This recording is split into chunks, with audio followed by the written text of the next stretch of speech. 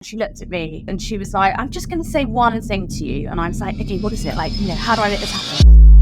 Welcome to Do Not Disturb Inside Story, where we dive into the personal and professional lives of remarkable women. I'm your host, Simone Dejta. Today, we are excited to welcome Sarah Corbett-Winder. You are a fashion stylist, superstar, influencer. You have 3 children. I think it's very important to start from the beginning. So much does form from those early years. I kind of had to grow up quite quickly. And it was, in a way, it was quite lonely. I was working with Russian Vogue. You had to turn everything into a yes, literally like The Devil Wears Prada. If you don't have that Harry Potter book by then, don't even bother coming back. I lost a lot of my friends. I remember missing a family friend's funeral. I look back on it and I'm like, God, I must have been such an arrogant twat. I left and it was the best thing I ever did. I sort of needed to spread my wings. Money, sex. I think a lot of women are not talking about this openly. I want to share this piece of advice with you because it was the best piece of advice anyone's ever told me. If you feel crap and hate your body and hate yourself, you're checkmate. You have to want to have sex with yourself. Yes. Exactly. I hope that by listening to stories like this one, other women will see different ways of living this life.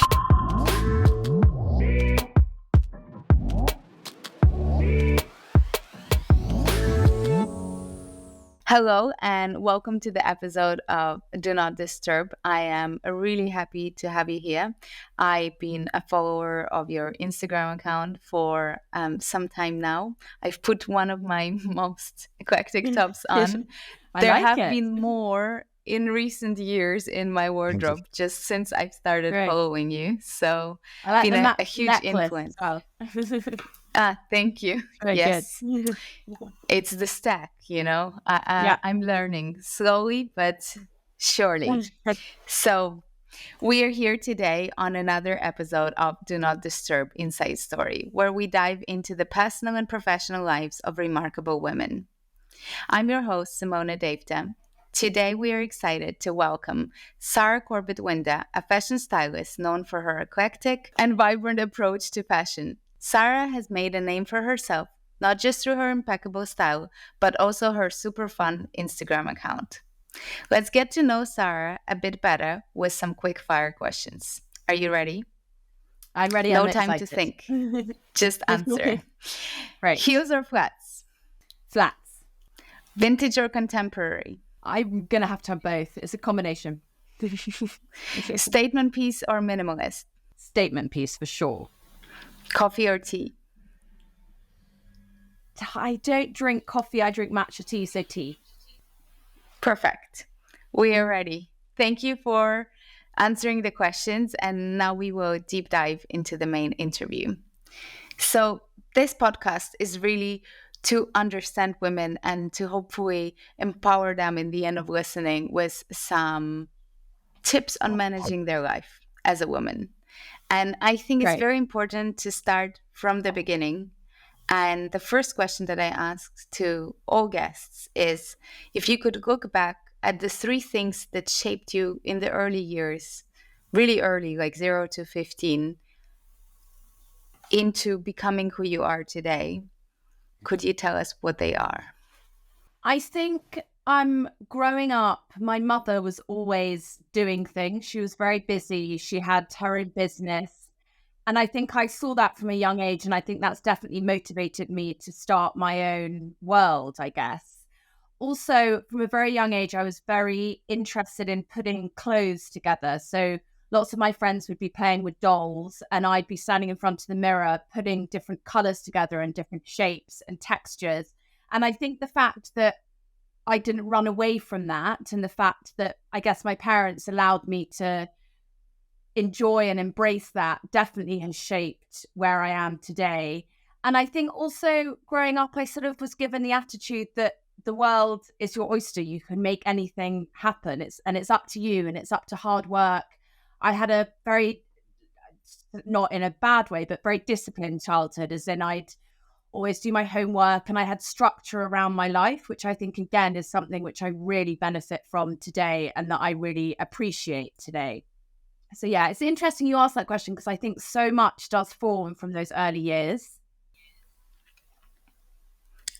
I think so. My personal belief it is. And I found myself in situations this year in particular that got me to starting this podcast where I didn't see a way. And, the first thing you said, your mother was busy and she was running her own business, and that shaped a big part of you. I hope that by listening to the stories like this one, other women will see different ways of living this life. And Yeah, so you said early years, you're putting these outfits, your parents allow you to embrace that part of you while keeping, discipline and structure and still staying responsible, exactly. yes, to your cores. Yeah, But then there is a gap probably of 10 years between, or maybe yeah. 20 years between that girl and who you are now. So how do you come to this So career? great question. So I then went and studied. I was as much as I was interested in fashion, I was interested in art. And I went and studied fine art at the Slade School of Fine Art in London. And all of my friends were going to university and they were going to Freshers Week and partying. Whereas I came to London at 18 and my campus was London. So I kind of had to grow up quite quickly. And it was, in a way, it was quite lonely, but I learned an awful lot. And I spent 4 years studying art.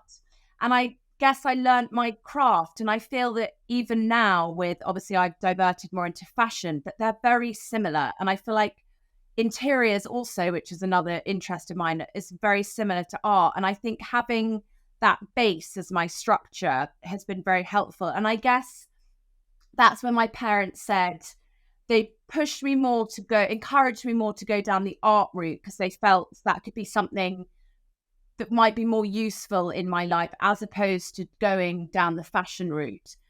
Interestingly, I got my degree and then I got a studio and I was painting away by myself and I loved it.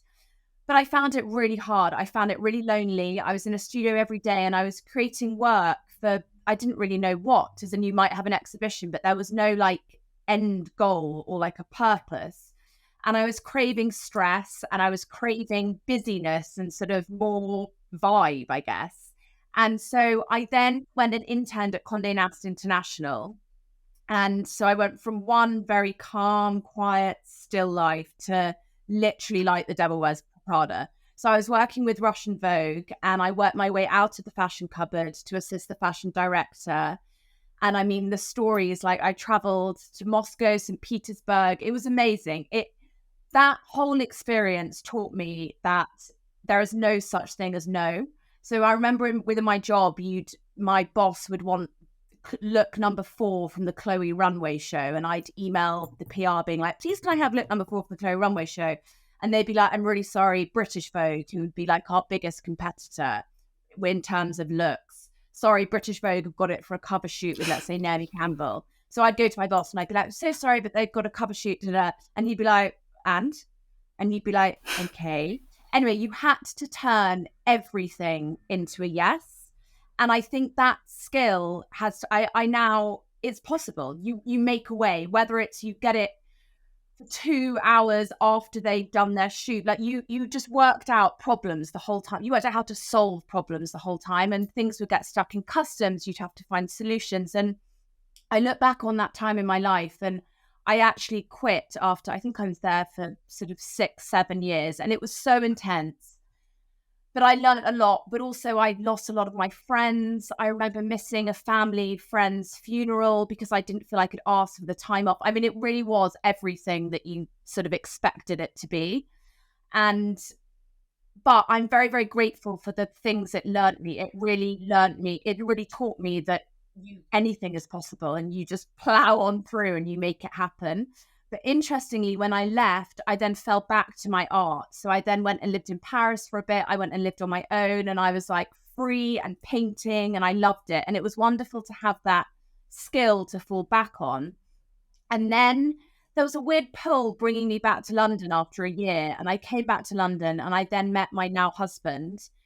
And his mother used to work for Johnny Bowden, who's got the clothing company, and she saw him. She hadn't seen him for many years, and she saw him, and he was saying that he was looking to push his brand and make it a bit younger, a bit cooler. Anyway, she said, oh my God, you should meet Sarah, because I was back in London. I didn't really know what I was going to do. we met and we got on really well. And I sort of came up, I look back on it and I'm like, God, I must have been such an arrogant twat. I basically said to him, you should do this, you should make this hem longer, this shorter, add this, coming up with all this. I mean, he's got a hugely successful business. Who am I to comment? Anyway, I did. And I think he appreciated that. And then I worked with him for 6 years as the Bowden in-house stylist. And again, I learned so much. And I look back now and I appreciate how much I learned through sort of creating a brand and keeping a brand and the storytelling and the collection and production. And it was actually at the height of COVID. I was pregnant with our third child and I had such a wonderful time at Bowden, but I knew I needed to spread my wings and I really wanted to go freelance and do my own thing. And everyone told me I was crazy. I did it probably at the worst time, but it was in me. I had to do it. So I left and it was the best thing I ever did. I sort of needed to spread my wings and it actually worked really well because then we had COVID and I was sort of able to set things up in a soft and slow way. And then by the time we were out of that, I was sort of raring and ready to go. And I guess, firstly, I built up my Instagram following, which I want to share this piece of advice with you because it was the best piece of advice anyone's ever told me, which was I went to meet this lady this is when I just left Bowden and I was like, great, she's going to solve everything and make me, I don't really know what I wanted. Oh no, I wanted to be the next Trini. So I was like, okay, great, she's going to solve all this. I'm going to be the next Trini like this. And we went and had a juice with her. And I think it was about an £8 juice that I had one, she had one. So a good £16 I spent on this experience. I was like, and I want to be like Trini and I want to do this. And she just sat there and she looked at me and she was like, I'm just going to say one thing to you. And I was like, okay, what is it? Like, how do I make this happen? And she was like, just be yourself. And I remember leaving being like, wow, that was a waste of £16. Thanks so much. Great. And I went to sleep. And the next day I woke up and I was like, she's right. And I remember that moment I remember it very clearly. I woke up and I was like, okay, I'm just going to be me. And I'm just going to do it the way I would do it. I'm not going to try and be anyone else. I'm going to be myself. And I think I've been able to enjoy the journey. And I feel like it translates better because it's not a performance. It's just I'm waking up and being me and I'll always be me and I can only be me. And so I built my following up. And then Kipper was something, my suit company, that I've always wanted to do. It's been on my to-do list for about 10 years and it felt like it was the right time. I launched it last October. And I think the fact my Instagram had grown, I guess my community, and then that felt like a natural thing to sort of come. They work nicely alongside each other, which is great. I love watching your Instagram. I said that probably 3 or 4 times. It's my favorite evening scroll. Those who are not subscribed yet, I mean, the banana phone, I'm walking in the supermarket aisle and I just think of you. I have this prompt now and Kellogg's, like if my son wants some cereal, I'm like, oh my God, I just watched this reel yesterday. So it's very much comes across very authentically and it's great. Yes. So keep up the great job. You answered like half of my questions without me asking them. I'm so sorry. I've done the whole podcast. We could go into more details. No, this is great. I want to unfold some of them if we can. Yes. So you said you met your husband. I think for any one of us, meeting husband or our wife, our life partner is such a pivotal moment in life. Could you tell us more about that, as he maybe, I don't want to put words in your mouth, but maybe he has empowered you to also persuade this journey to quit Vogue. So tell us more about this part. So, interestingly, I just want to tell you a quick, which I think you'll find interesting before. So we actually got together when I was 18 and he was 19 and we were together for a month. And then I remember he kept asking me to go on holiday with him. He was really keen and I just wasn't interested. I was young and I was immature. Anyway, I was really rude. I ignored him and I was like, oh, no thanks, no thanks. We went our separate ways for 10 years. And amazingly, and I think we needed to, because I think if we'd got together then, we would have maybe been together for a month or so, or a year or something. Anyway, we went our separate ways and then our lives crossed again through a mutual friend. And then we actually got engaged very quickly, because we sort of knew each other, but we didn't. And I think from that moment on, he gave me a confidence because he believed in us, even though we didn't really know each other. We didn't really have any foundations.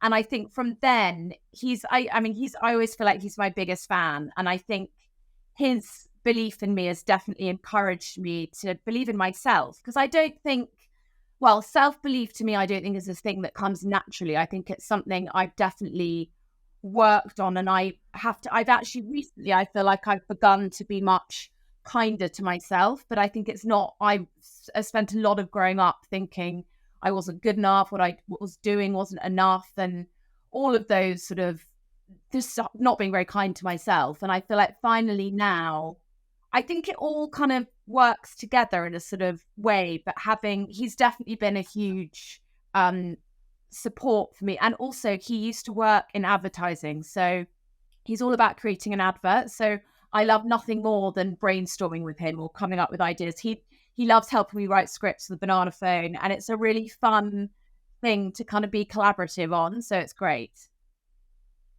Would it be your advice to younger women or to any women looking out for a partner to find your number one fan?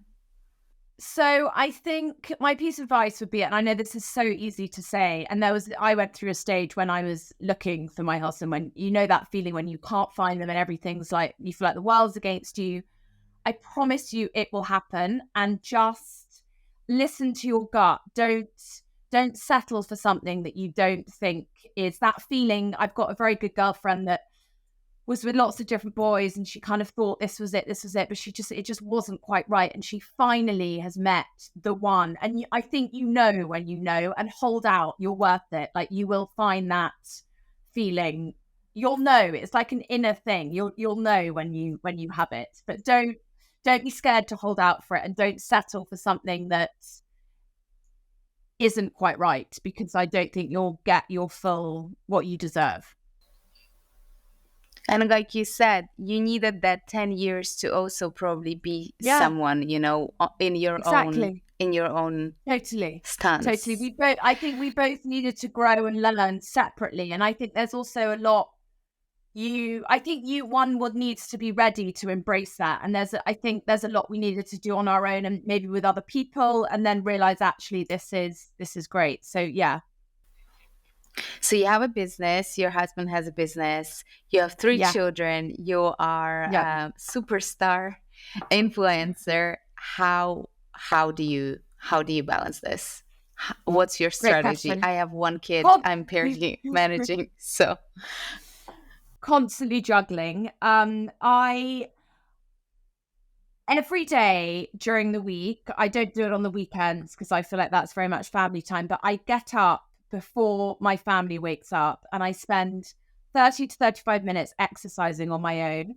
And I think that is like key for me. I have a miso soup first thing in the morning, which is the best for the best probiotic you can have. And it's just like calms me, zens me. I have that. I do some exercise. I have a shower. I always get dressed. Getting dressed is like my favorite thing in the world, but I always put on something that makes me feel fabulous. And I give myself time to do that. And if my one piece of advice to women, because I always go, but I never have time. And I know it sounds like a struggle, but if you can get up like an hour earlier, do a bit of exercise, give some time to you to get yourself ready for your day. Honestly, your whole day is different. Otherwise, you feel like you're constantly chasing your tail.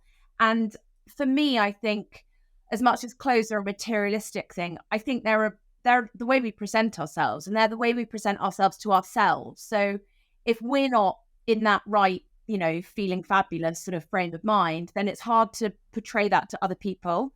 So I feel that. I also feel I'm learning this. This is something very much in progress, but I have to be like, I'm working, I'm being a mother, I'm being a wife, I'm being a friend. You can't do it. For so long, I'd like pick my kids up from school and I'd be scrolling on Instagram or like trying to write an email, and it's just a disaster. It pisses you off, it pisses your kids off, and it's never worth it. I don't check my emails until my kids have left to go to school, which again is another really helpful thing. I know it sounds so like such a small thing, and things like bath time, I put my phone away. Otherwise you read something and it pisses you off, and you snap at that thing that you probably wouldn't do if you were just being in the moment. I've worked a lot recently on trying to be in the moment, and things like little bits of meditation, and even just like every time I walk through a doorway, I try and have like a big deep breath and just a moment to like reset and just remind yourself of the like wonderfulness that you've got going on. I've got little I've actually got it here on my computer, little notes of just saying like, okay, mine says love my family, be in the moment, laugh and smile, grow kipper to be mega, and be kind to myself. I think might just be, none of us are nice enough to ourselves. Like, we'll happily go and get our nails done, a haircut, but we should be looking after us. And I think the more you're able to do that, the more it really will help you. And that then means you can help others, I guess. That's amazing. I actually myself downloaded this app called Habit, and I put down on my to-do before 8 a.m. to be dressed, because I think especially after COVID, it was like a lot of jogging pants. So get dressed, get your meditation, just do it religiously. And it changed my life. So you are, in this case, I don't know everyone who is listening to us, but it's been, yes, life-changing for me. And it sounds so silly and sounds so cliche, but it works. It really does. And also just, I've got this sort of new attitude of just like, you are you, and it's kind of up to you. Like things like worrying about things, it's up to us to let that worry in. And actually, A, it can quite often wait, and B, it's up to us. Like I try and like sort of have it's like a sort of fence around me, and it's like you can bugger off and I'll deal with it, but also I'll do it in my time. And I think we're in a society where everything's expected yesterday, and actually it can all slow down, and it can wait. Nothing's going to happen. So I feel like embracing that attitude a bit more and not putting so much pressure on ourselves to kind of do it all. Just enjoy the journey, I think, is a great thing to remember. 100%. I run a company called Nojo. I don't know if you've seen that in my bio. And I very much say to the team, we're not firefighters. They have to worry and stress about getting things done. We just need to do it in our own time. So and enjoy it. There's no point. Yeah, exactly. Unless you're an ambulance driver or saving lives or firefighter, don't stress. Yeah, totally. So you balance your life with all these amazing practices. You have your morning routine. You have 3 children. You have husband. We covered that. Another big topic I would like to dive in, if you're comfortable discussing this, is money and household management in terms of money. I think a lot of women are not talking about this openly. And I know for sure in my school circles, a lot of moms are still not comfortable about owning this topic. And I think it would be very helpful to talk about it. How you finance your life, how do you agree with your husband, or if you don't have to give us details, like what's your approach to household management, financial management? So we've got friends that do it very differently, friends that do it the same, but we very much, because we both work and we both have our own companies, we actually split everything 50-50. So when it comes to everything, we both put a certain amount into a joint account where all our bills come out of.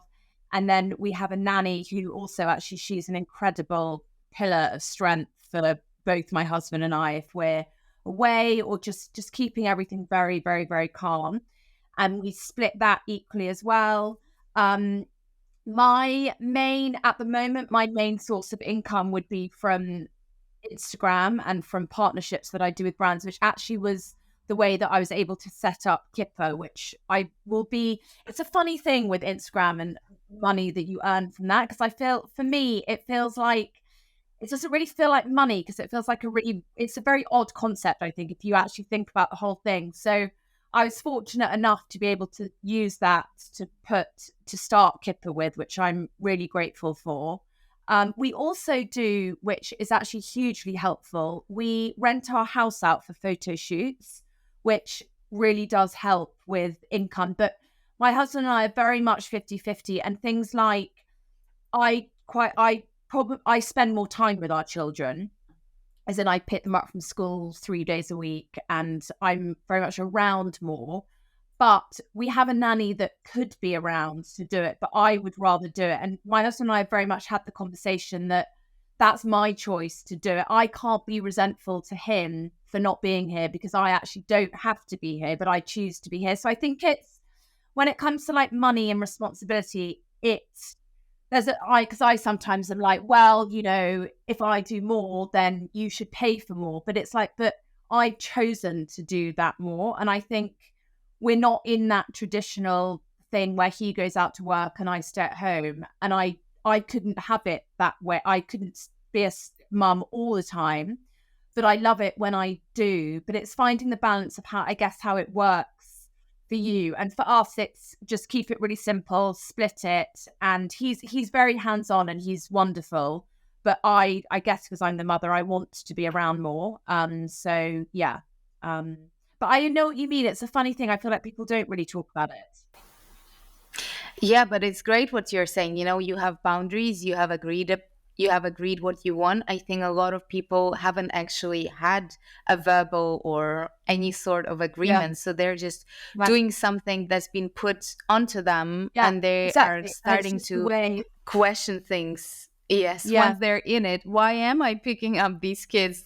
I've never signed up to this, you know. Exactly. And then it always falls on the mother and they have to pick up the kids when the kids are. But do you know what? My husband and I have just started. Okay, we started this last week, which has actually been life-changing. Okay, so you have all, as I'm sure many marriages, we certainly do, these things which annoy us, and I end up bringing up the past when something else happens. Anyway, all of these things that you have in a marriage are just like differences. So now we do it every Sunday night when the kids have gone to bed. There's no phones, no alcohol, no TV, no distractions, no music, no nothing. You sit down together and you have a timer and you have 10 minutes each. You cannot interrupt the other one, which is really hard because I feel like with your husband or partner, you're so used to having like type thing. So only one of you can speak for 10 minutes and you reevaluate what happened last week. And then you talk about next week. So, for example, I might be like, it really pissed me off that for the 100th time, I had to ask you to take the bin out last week. Like, for fuck's sake, can you take it out? That's your responsibility for that.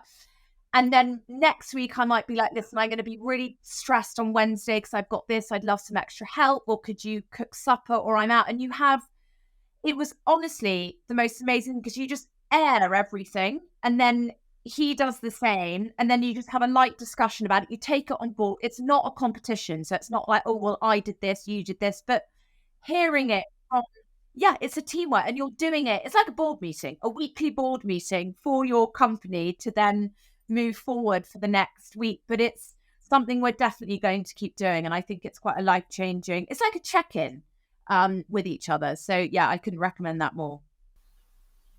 This is great. This is so golden. I love this conversation. I'm taking notes myself. So I'll let you know how my weekly meeting goes.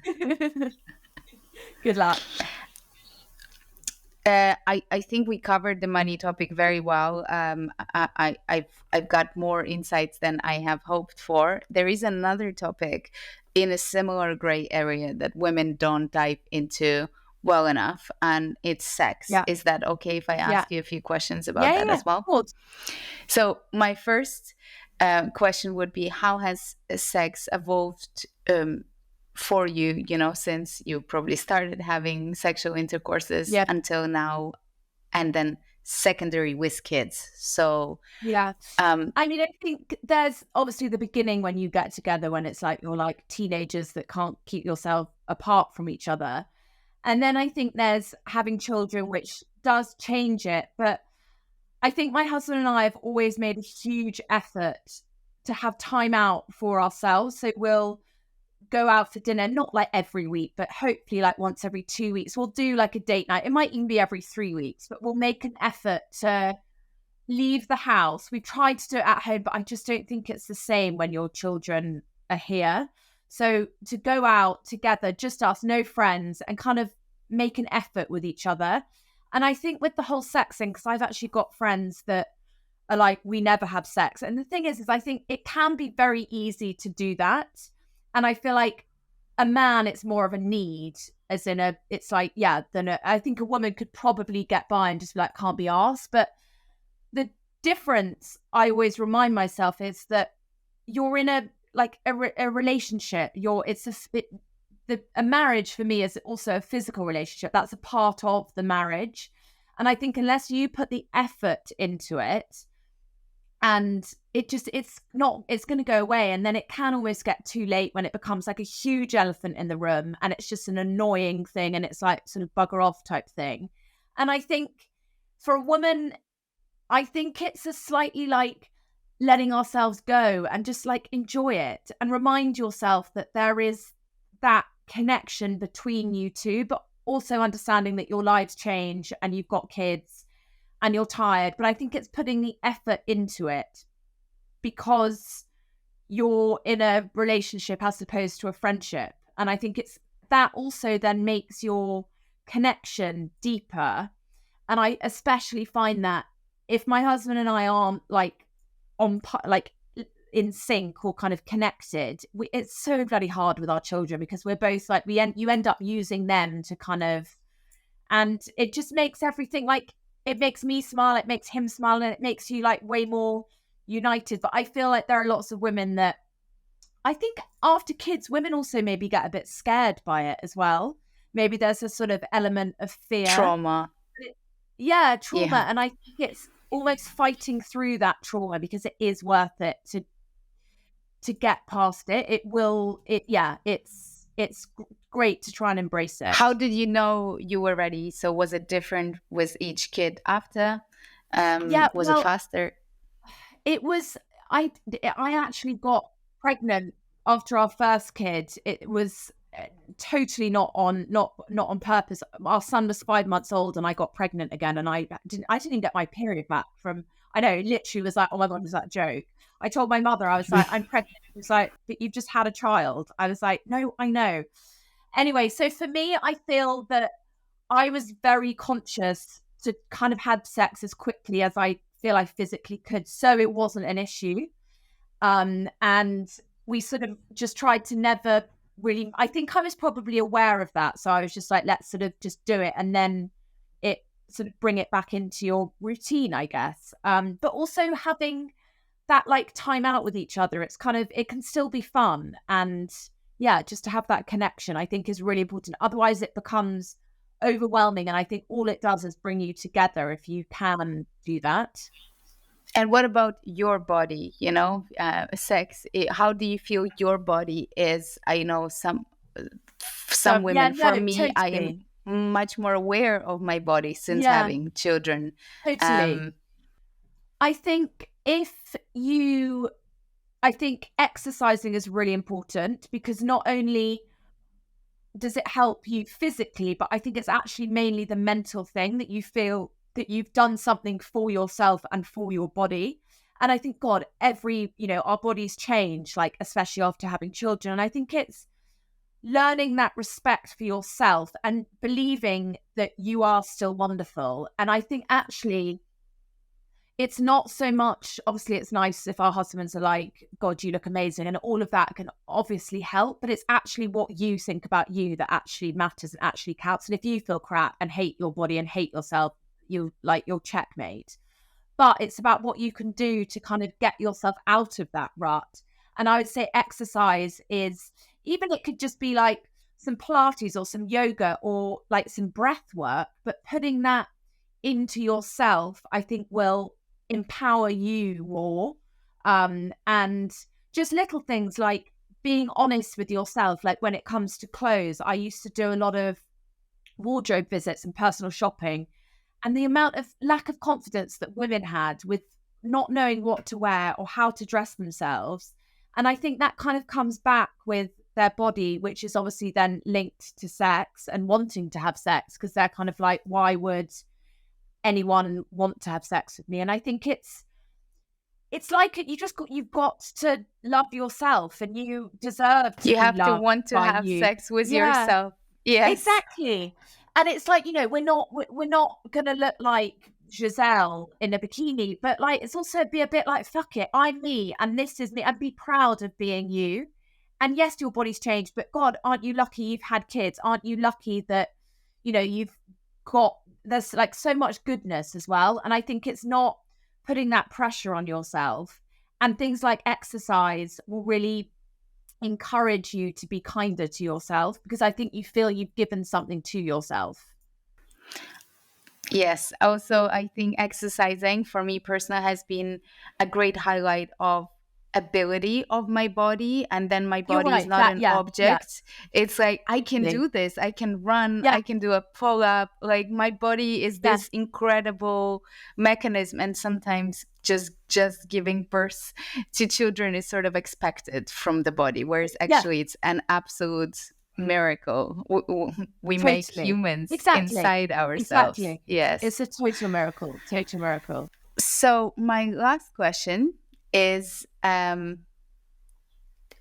do you think, so this podcast is really about figuring out the balance of life, figuring out life, being a woman. Have you figured it out? And how are you figuring it out on a daily basis? I mean, I feel like I will always be figuring it out. I don't think anyone, well, I'd love to know if they do sit back and they're like, oh my God, I figured it out. And I'm a real perfectionist, and which is sometimes a blessing, but it's also quite often it can be a huge curse, because it's life cannot be perfect. And I think it's realizing that it's not going to be perfect. But I think figuring it out for me would be enjoying it. And I laugh a lot more than I used to, because sometimes it's just like, you've got to laugh. And I think that there's just if you're not enjoying it, then there is no point. And I think figuring it out is the enjoyment, which actually, like, you can choose to laugh or cry if your child just thrown the whole bathwater onto flicked it all over the room. You can choose to get really pissed off and angry, or you can laugh and just embrace and be in that moment and see. Actually, my husband taught me this massively, to almost just see the positive in it and not let yourself get so kind of thing. And it's just sort of relax. And I think that comes with age. And I think if I were to say to my younger self, it would be laugh more and just enjoy it. Otherwise, there is no point. And I think that is figuring it out, and you can take all the pressure off, and it's up to you. We're the only ones putting that pressure on ourselves. We're the only ones being like, oh my God, how do I juggle this? Like, you'll make it work. And, God, they might forget they have the wrong trainers at school, but does it matter? No, in the grand scheme of things. And I think being there for your children and being a support for them, and also being a support for yourself and looking after yourself. And I think for me, it's also been very helpful to have put things into so for example, after this, I'll go and pick up my kids, and I'll try, I'm sure there'll be a few things in my head, but I'll try and not think about work. I'll try and really be in the moment with them and enjoy it, and we'll have a lovely time. But if I go there thinking about something or trying to do something, we'll have an awful time. And that's my control. And I've learned recently that it's actually scary, because it's kind of up to me how that sort of dictates and how it works. So I think laugh more and enjoy it. Fantastic. Sarah, you're such an inspiring guest. I loved talking to you today. Thank you so much. I will be actioning a lot of these points, and it was so insightful. Thank you so much. Thank you for asking me. It was a real pleasure. So thank you very much.